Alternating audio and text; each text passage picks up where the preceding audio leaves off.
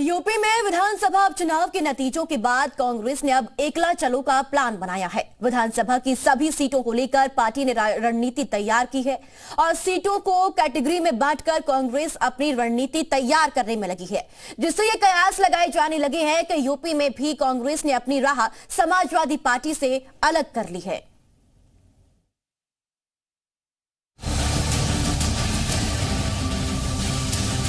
क्या जुदा होने की राह पर है दो लड़कों की जोड़ी? क्या साइकिल से छूटने वाला है हाथ?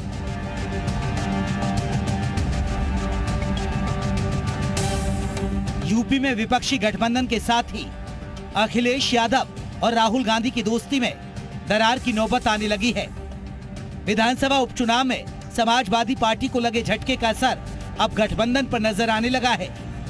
उपचुनाव में समाजवादी पार्टी ने सभी 9 सीटों पर अपने उम्मीदवार उतारे थे, लेकिन जीत उसे सिर्फ 2 सीटों पर मिली।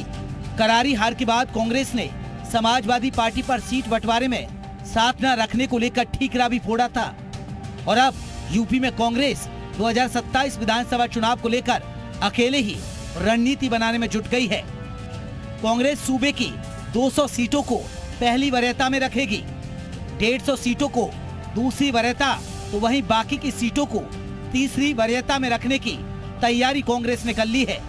कांग्रेस पार्टी को जनता हमेशा अपना स्नेह देती रही और जिस तरीके से राहुल गांधी जी ने पूरे देश में भारत जोड़ो यात्रा चलाई, संविधान की रक्षा की लड़ाई लड़ी, अभी जनता के मुद्दों पर, चाहे युवाओं का बेरोजगारी का मुद्दा हो, किसानों का मुद्दा हो, तो ये सभी मुद्दे कांग्रेस पार्टी लड़ती रही और लोग लोकसभा चुनाव के समय भी भाजपा के खिलाफ इंडिया गठबंधन के साथ थे। तो हम उन सभी विधानसभा सीटों को आइडेंटिफाई कर रहे हैं। एक तरफ कांग्रेस अपनी अलग रणनीति बनाने में जुट गई है, तो वहीं समाजवादी पार्टी खुलकर कुछ बोलने को तैयार नहीं है। हालांकि समाजवादी पार्टी की ओर से बार बार यही कहा जा रहा है कि गठबंधन में किसी तरह की गांठ नहीं है। ऐसा प्रतीत होता है कि कांग्रेस ने राजस्थान, मध्य प्रदेश और हरियाणा की चुनावी हार के बाद भी कोई सीख नहीं ली है।